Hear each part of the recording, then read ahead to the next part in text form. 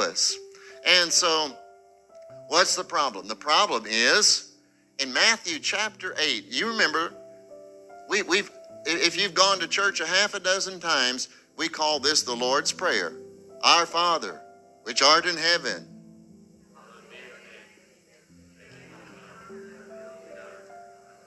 As it is in heaven. Thy kingdom come, that it be in earth as it is in heaven. Do you think there's any sickness in heaven? Do you think there's any missing bodily parts in heaven? Do you think there's any bills overdue in heaven? I'm telling you, God walks on streets of gold. And so now, and so we've looked at that, and we've taken the meat, we've taken the center of that prayer, and we've thought that it was a petitioning prayer. See, there's different kinds of prayer. There's all different kinds of prayer. And there's prayers of praise of thanksgiving. There's petition prayers, and there's a prayer of demanding what's due.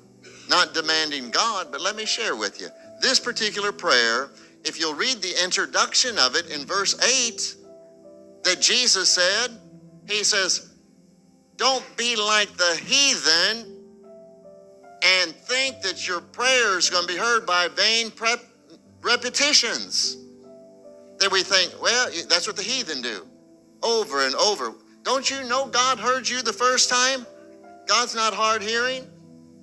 But he says, do this. Don't have vain repetitions, but instead he says, your Father knows what you have need of before you ask.